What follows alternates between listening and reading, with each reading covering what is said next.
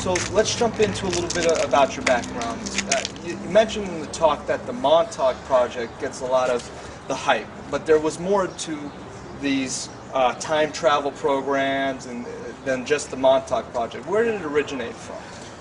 The U.S. time-space program emerged in the mid-1960s in a project under the Defense Advanced Research Projects Agency called Project Pegasus. Pegasus. Okay. I know that it had an operational time travel capability that owed its debt of gratitude to Nikola Tesla, because sometime between my September birthday in 1967 and my September birthday in 1968, my father and I teleported from the old Curtiss-Wright Aeronautical Company facility in Woodridge, New Jersey to Santa Fe, and then we drove to a meeting with Dr. Harold Agnew at the Los Alamos National Labs. And during that meeting, Dr. Agnew asked my father my age, and we both answered simultaneously 6.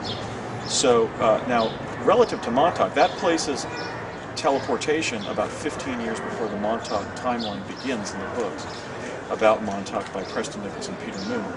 I can confirm aspects of the Montauk account, however. For example, the individual that they identify as the research director for Project Montauk, namely Jack Pruitt, I know is a real person because I worked with him in Project Pegasus, which he served as a team leader, one of the facilitators on the project. I also know that the Montauk Chair exists because beginning in the spring of 1970, I and the other children, there were 140 children, but I and the immediate group of children that I was in the program with, were taking visits to our own subjective future mentally in the Montauk Chair. The Montauk Chair is a magnetic transducer that bumps your mind forward so you pre-experience subjective moments in your own future. So I can at once state that there was an earlier program that had more advanced time travel technologies as its focus, but also that elements of the Montauk account are quite valid. And so, guardedly, I believe that in all likelihood the Montauk Project was a spin-off of the Pegasus Project, focusing on the Montauk Chair. Its advantage, of course, was that the chair doesn't go anywhere, nor physically does the time travel. And yet they were able to derive reliable intelligence, that is actionable intelligence about the future, because they would send our minds forward, and let's say we would see ourselves in our home 20 years in the future. And they would ask a question like, well, was the television set on? Yes. What was on the television? Oh, the president was on the television. Who was the president on the television? So by bumping the human mind forward in the Montauk Chair, they were able to gather intelligence without all the risks associated with physically sending somebody there. So I believe that in all likelihood the Montauk Project occurred because there's too much data in their account that I can recognize from Project Pegasus. But it was not the inception of the time-space program. That occurred about 15 years earlier in the mid-60s under Project Pegasus. And then another one of these projects is the Philadelphia experiment that we hear about, and we're in Philadelphia. So is the Philadelphia experiment a part of this, or do you think that is sort of to disrupt? What's that? Well, Tesla was part of the Philadelphia experiment. Tesla was a part of the Philadelphia. He intentionally sabotaged it because he knew they were going to use it for evil. Well, yeah, in answer to your question, something like the Philadelphia experiment took place during World War II. Now, my source on this is Dr. Robert Beckwith, who was one of the consulting engineers to Project Pegasus. He would regularly discuss Nikola Tesla and the Philadelphia experiment. For example, when we would take lunch with the project people when we were in New Mexico. In fact, we took most of those lunches at the La Hacienda and the La Placida restaurants in Old Town Albuquerque. In those years, those were the two leading Mexican restaurants in the whole state of New Mexico. And I interviewed him twice in the early 2010s. He was also interviewed separately by Alexandra Bruce, the writer, and also by Ken Thomas, the editor of Steam Shovel Press. And in those 4 interviews, Bob Beckwith, who was then in his 80s, adhered to the facts that he would share when I was a child back on Project Pegasus in the early 70s, which is that the Philadelphia experiment took place. But as Bob told it, the Philadelphia experiment story that's come down to us is essentially a disinformational ploy scripted by the Office of Naval Intelligence in which all of the critical facts were changed. For example, the name of the ship wasn't the Eldridge, it was the Martha's Vineyard.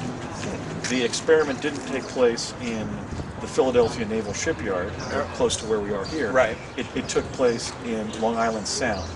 Near Montauk? Near Montauk, Long Island. Near Montauk. Yeah. I thought it was Maryland. No. No, it wasn't undertaken to test radar invisibility of ships. It was an experiment to see whether Tesla teleportation could be used to move our naval vessels during World War II. Did it go to North Carolina? Well, let me finish. When the Nazi Navy began chaining their mines to the bottom of the Atlantic, and it didn't teleport back to Norfolk, Virginia, it teleported back to Newport News. So what we have here is essentially an urban legend in which the facts of the original experiment were altered. Now, why were they altered? They were altered because the original experiment established the critical linkage between Tesla, teleportation, and the Los Alamos physicists. When Nikola Tesla died on January 9th of 1943, there were 2 War Department officials, that is, War Department agents, and 2 FBI agents racing to his apartment at the New Yorker Hotel in Manhattan to seize his shop manuals, his lab notes. Yeah. The 2 War Department agents arrived first, and this is really from the conventional biographies of Tesla by people like Margaret Cheney, for example. The War Department officials got there and forwarded his documents to the people in the world that would make the most sense to send them to, the world's most distinguished physicists. People you worked with, no? Well, Harold Agnew, certainly as the director of Project Montauk, was somebody who was present during all 3 critical stages of the Manhattan Project. He was in the squash courts at the University of Chicago when the atomic pile went critical. He was in Los Alamos and Alamogordo when the atomic bomb was designed and tested. And he was even in the chase plane that was following the Enola Gay when it dropped the atomic bomb on Hiroshima, a plane called the Great Artiste. He was calibrating the magnitude of the blast. So Tesla's papers went to the physicists that were then gathering in the 1943-44 timeframe in Los Alamos to build the atomic bomb. And so because that established where Tesla's teleportation technology went, and where, I might add, it still is, Tesla's documents are at the Los Alamos National Laboratories. They had to script a cover story after World War II to conceal that fact, and that is the Philadelphia experiment cover story that's come down to us, involving Eldridge and so forth. Sure, and we see History Channel documentaries on the Philadelphia experiment, and of course they won't talk about the various aspects of the real gist of the program.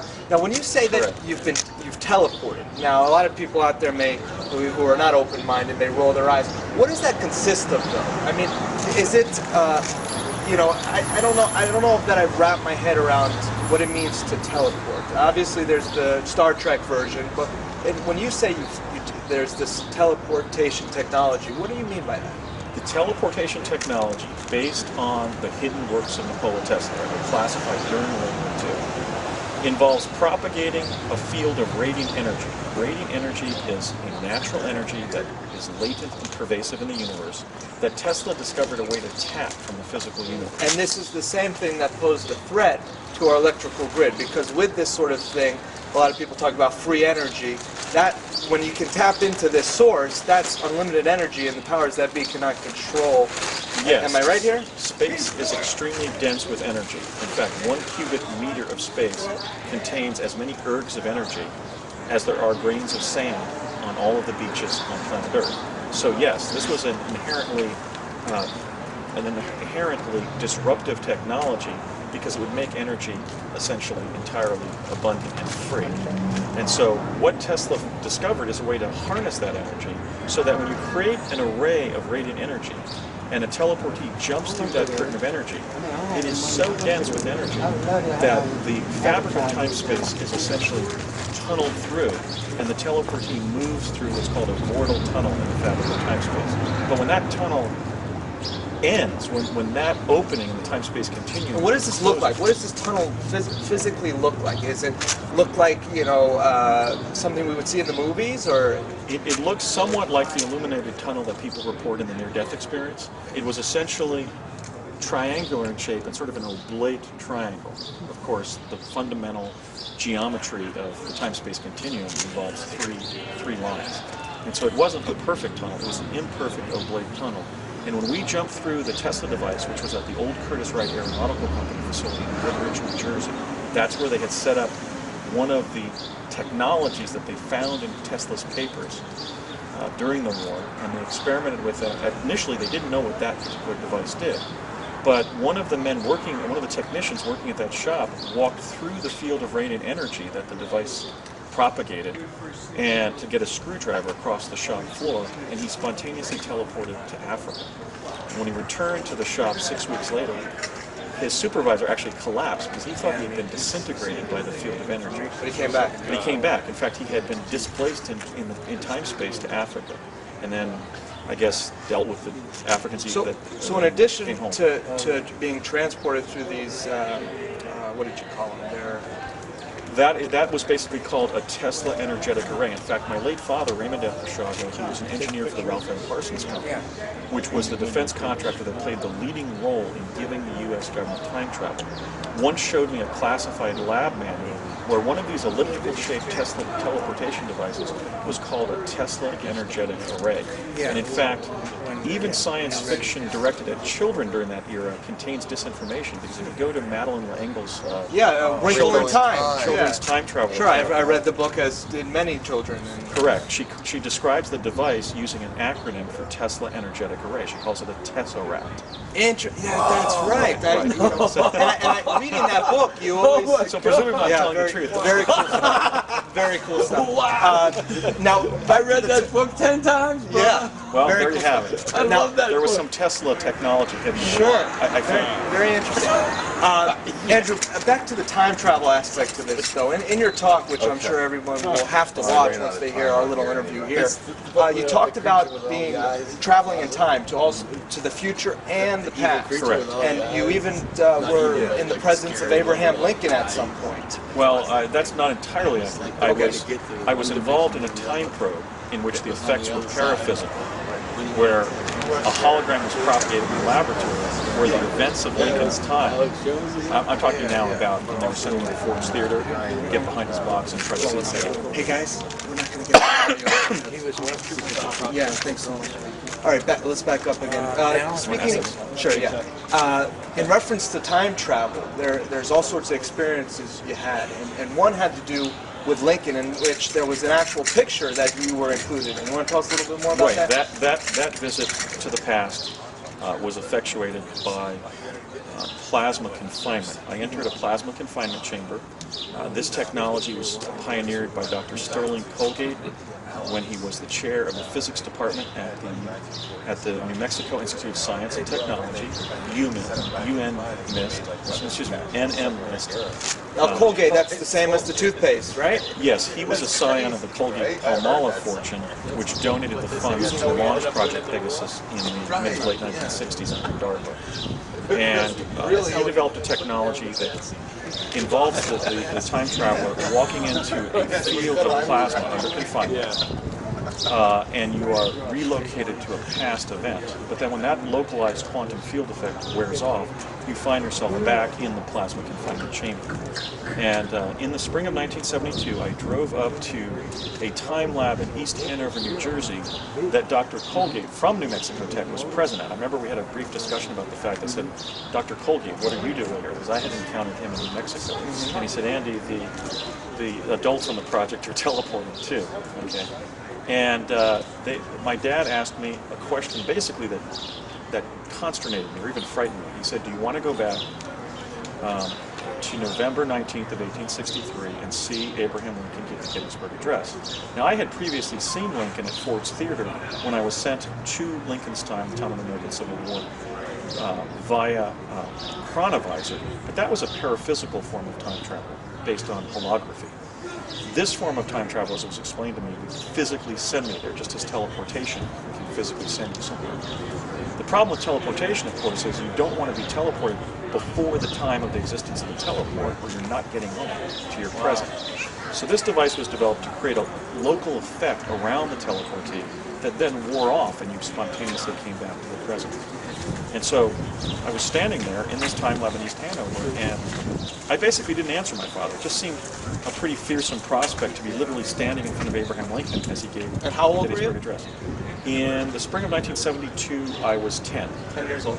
And I actually was thinking of that famous photograph of Abraham Lincoln taken in 1863 by Alexander Gardner, where he basically is looking forward, with his eyes burning like coals, and he looks basically like a chimpanzee in a starched suit.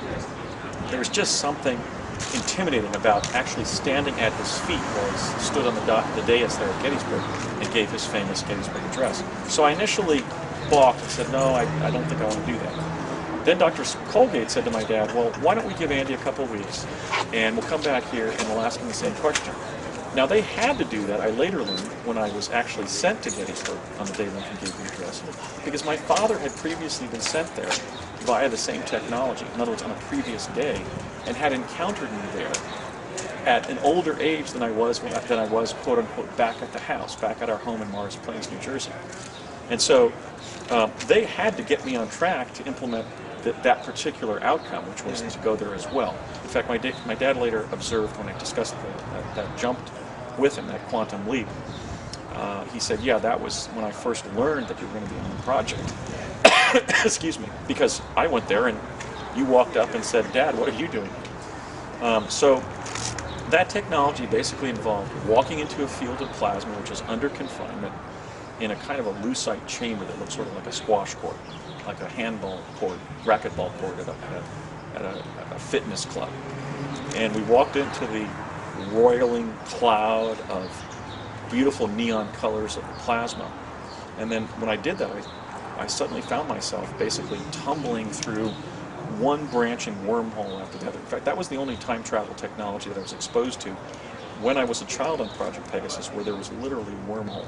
So I was moving through the amber colors. And are you physically walking? Is this? No, I walked in the. And then you feel yourself moving through it. Are you being? Well, I walked into the field of plasma, and the bottom fell out from underneath me, and I began just tumbling through these branching, sort of cascading wormholes in the quantum plenum, which is this amber-colored medium that exists between dimensions.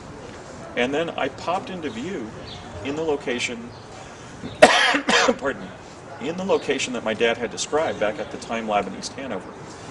At that time, there was a north-south arterial that went through Gettysburg and another road that went off to the northwest.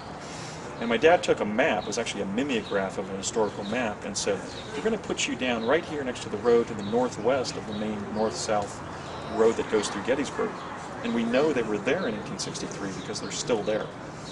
And so after tumbling through the quantum plenum and all these wormholes, I basically appeared there on the side of the road, and yet I knew that I had to take action to correct what had happened.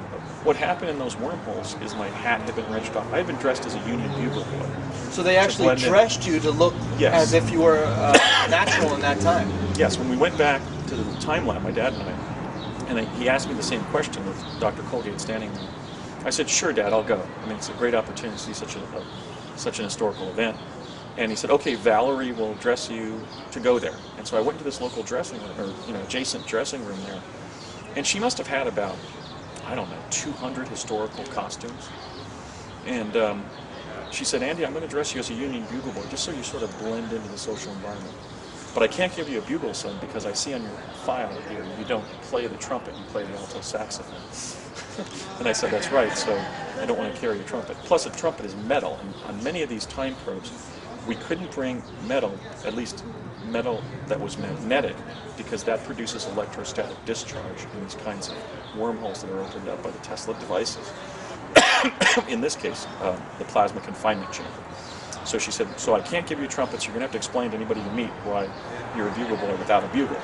So it was a spanking brand new uniform with a hat, this dark blue jersey, these pantaloon pants, and some spanking brand new black shoes, dress shoes. But when I got to Gettysburg in 1863, there by the side of the road, I realized that my hat and my shoes and one of my socks had been wrenched off as a result of the violence inside the wormhole that had occurred. So I sat down, took my other sock off and threw it in the bushes, because we were trained extensively to avoid basically detection, to avoid being noticed, to avoid being conspicuous when we were time traveling to a particular location. Now, is that because you know how people often ask if there is time travel, which seems, based on your accounts, that there is time travel. If you go back in time and change something, then that will have an effect. So in other words, can you change the history? No. No. Let me explain why. When you travel back in time, and you do something, you're doing it in that present. And then that action is taken forward and becomes history from the perspective of the present, of our present. Okay, So we are in the present right now, though, right? I'm just checking. well, the causes that have created the present are the forces of the past.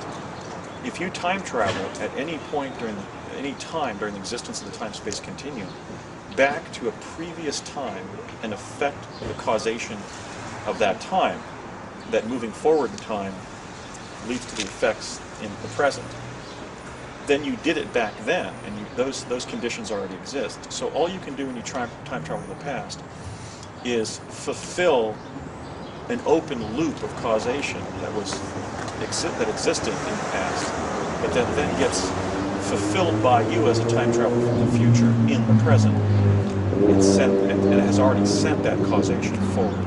So I want to let you finish the talk about, because I know you have more about this story in specific with Lincoln, but I also want to, after we finish with this, understand the motives behind this sort of time travel. You know, a lot of people feel that this is a part of the Illuminati or some black ops, and you mentioned during your talk that you received a certain abuse and mind control techniques from Well, they them. tried to make us adhere to the secrecy regime, cooperate with what we were told to do, and not talk about what Well, we that's did. the best way to get somebody to keep a secret, is that trauma-based mind control. Well, that's a fraughted term. Yeah, That didn't happen. sure.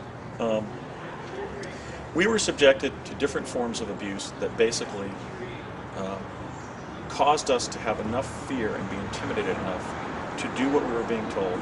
There was also an attempt to brainwash me after my experiences.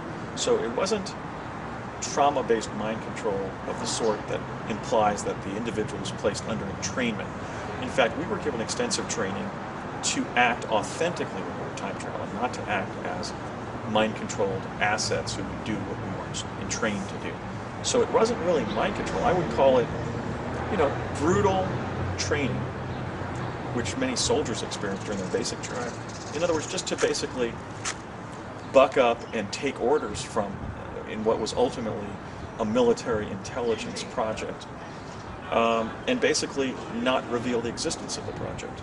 And then after I had my time travel experiences, at the end of the summer of 1972, there was an attempt to make me forget what had happened. But we were never placed under mind control, which beyond those forms of ways of treating somebody implies that somebody becomes a Manchurian candidate, who is an instrument of agency for the will of other people. That never happened. That we basically had the hell scare when we were on the project to just understand that we were in a very sensitive, compartmentalized, national security-related program that the Department of Defense had undertaken, and that the survival of our country depended on. And now, why have you decided to come out is the next question, I guess. I made my first attempts to reveal what was going on when I was a child on the project. Yeah, at 6 years old, you said, or maybe it was in Well, at 9. 9. You called. You actually called or tried to alert the authorities about this. Well, I'm mixing up with. I called my mother from New Mexico. You weren't in for anything. I left a note in the Baton Memorial Building one time when we teleported to New Mexico. I left a toy at one of the project locations in Lamy, New Mexico. I basically began the process of disclosing or trying to create some physical evidence for the existence of the program, primarily because I wanted others to know. And I also wanted to go back to New Mexico as an adult and prove these far-out experiences I was having actually happened. Yeah. So I left physical evidence there of several forms. I'm speaking out now, and I've been investigating what happened to me for 10 years, because I believe that the emergence of time travel in the U.S. defense technical community in the late 1960s was one of the great accomplishments of our American civilization of the 20th century. I think it was an epochal set of developments. I also think that some of the technologies that were developed, for example, Tesla teleportation, that is to say perfected in the project, are technologies that we're going to need to achieve sustainability in the 21st century. So I'm speaking out as an environmental lawyer and as a figure in the truth movement, because I believe that humanity is going to be needing these technologies to solve the crisis of environment and development in the coming years. And so that's why That's why I'm breaking with my secrecy, the secrecy oath that I signed as an 8-year-old in the fall of 1969. Of course, you know, children lack the capacity to contract, so I'm not bound presently by any promise that I made as a kid in the project. But I am speaking out because I believe that we need to reconcile our view of reality with the information that's been kept back from us because it's been concealed all these years under the umbrella of official state secrecy. And the intent, is it sinister, or maybe there was some good intentions involved with trying to, you know, use this technology? Well, if we look at two of the principal technologies, teleportation and chronovision, on the positive side, teleportation holds the potential to revolutionize transportation across the face of our planet. Imagine, you know, let's say a plane ride from London, England to Sydney, Australia takes 24 hours. Imagine being able to travel that distance in several seconds. Imagine being able to jump through a Tesla teleporter at Grand Central Teleport in New York City and arrive at Union Teleport in Los Angeles in several seconds. We have the capacity, and we've had it for 40 years, to revolutionize transportation if we declassify and deploy Tesla-based teleportation, the opening up of vortal tunnels in the time-space continuum through which we travel.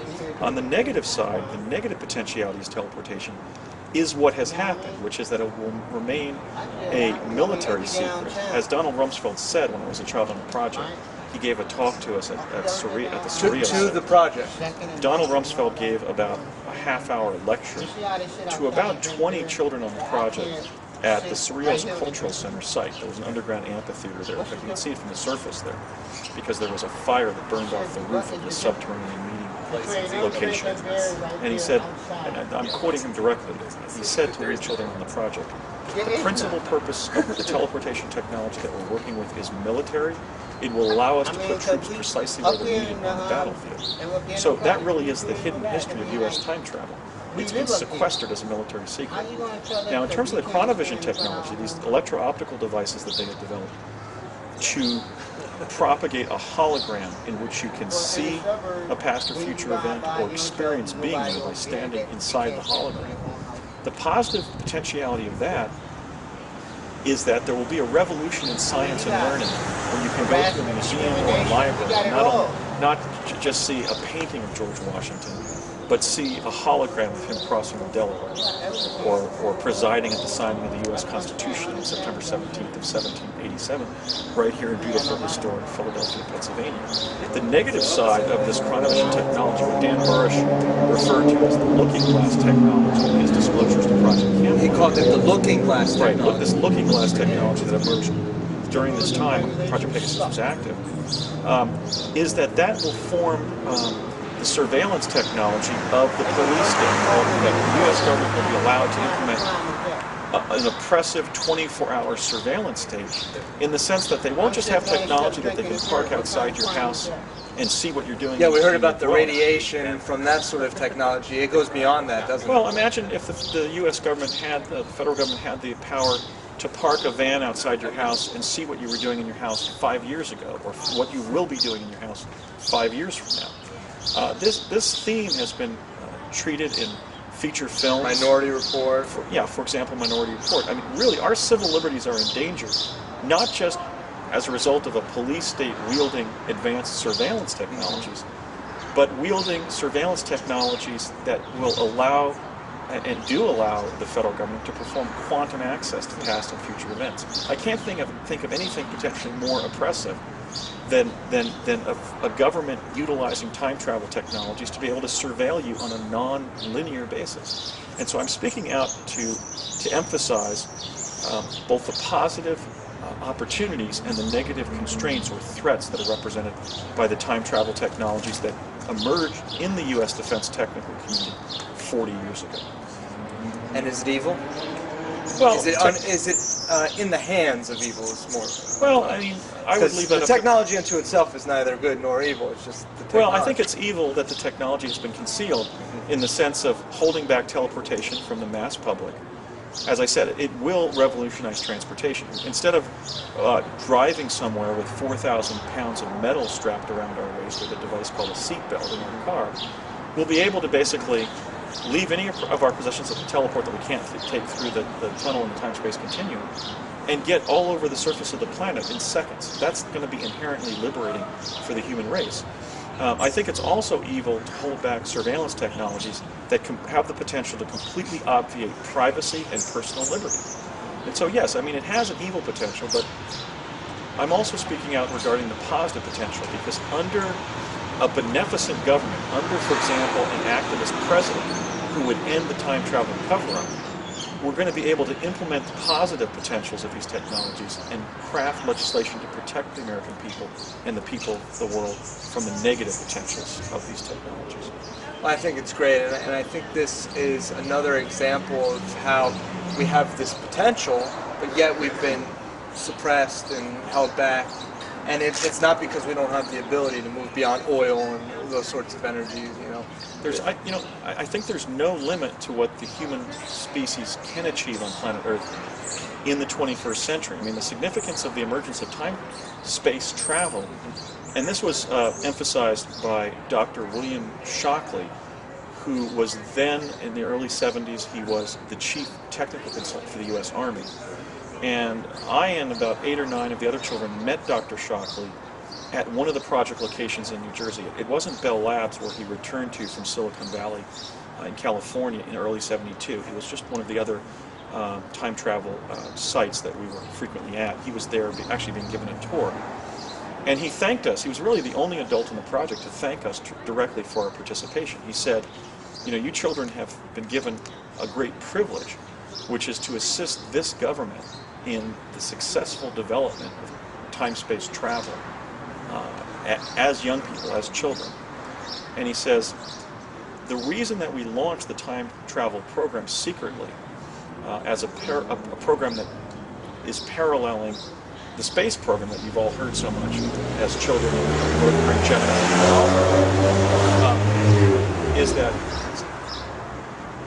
is that we understood when we evaluated the benefit of space travel, that space travel allows us to explore a location in the universe at the time that the spaceship reaches that location. But it doesn't give us access to everything that's occurred in that location, the time-space continuum, for every moment that has existed or will exist in the future. And I think that was really a brilliant insight of his, that the significance of time travel technology is it makes the entire cosmos available to human exploration. And I think that's a very positive development. And that's what I think maybe the principal reason why I'm speaking out. Very good stuff. Now, real quick, John Titor, are you familiar with his account? Yes. What do you think about that? Is there aspects of that that are true? And I mean, because there's a lot of debate. You know, John Titor is this sort of ominous figure. I've avoided discussing other time travel proponents, if you will, because I'm not trying to convince others of my truth or set myself up as a judge or critic of other people's accounts. I'm simply standing in my own truth and telling it. But I can offer this insight about the John Titor story, and that is, I was intensively involved in Project Pegasus, beginning in that first jump to Santa Fe from Woodridge, New Jersey with my dad in the 1967-68 time frame. And then I was, you know, we were in our learning lab that was used to facilitate our time travel experiences on Monday, Tuesdays, and Thursdays of the entire school years from 1969 to 72. For me, that was the 3rd, 4th, and 5th grade. I was exposed to 7 different forms of quantum access during those 3 years.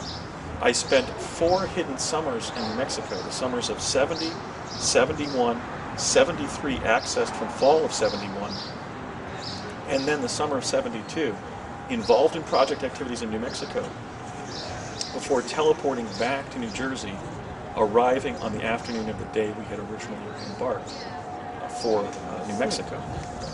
So do you age the same in that? Yeah, you age in the ordinary diurnal way when you're displaced in time-space. Because once you slow down and get there... And does it have an effect on your health when you're put through this? One of the things we knew it was doing then, and we're certain now that the impact that it had, is it was causing pretty profound dehydration. So I guess you prepared for that after you learned that, or did they not Right, care? and some of the teleportees are developing a disease that mimics the effects of diabetes, and that's another reason I'm speaking out, so that they can confront their project memories and and take appropriate medical measures. Well, I lost my train of thought on... We were talking about John Titor a little bit. Right, okay, right. Picking up on John Titor. Yeah, regarding the John Titor case, I can offer... Actually, how about if I say however, and you can cut this Sure, there? sure. However, I can offer this insight. Break. All this is editable. Okay, so. okay. Cut. Okay. However, I can offer this insight about the John Titor story, is that after being exposed to those 7 forms of time travel technology, the device he describes bears no semblance to any device I've ever had contact with. And so, if you're talking about time travel, it's effectuated, at least physical time travel, through advanced technologies. His technology seems to be a schematic from some other technical device. Another problem that I have with his account, if in fact he's a real person, Which we don't know. in evidentiary terms, yes, in evidentiary terms, evidence is not deemed reliable if you can't link it to the person who is alleged to have, That makes sense. to have developed it, generated it, led to it. Now he's made a set of claims that may constitute evidence.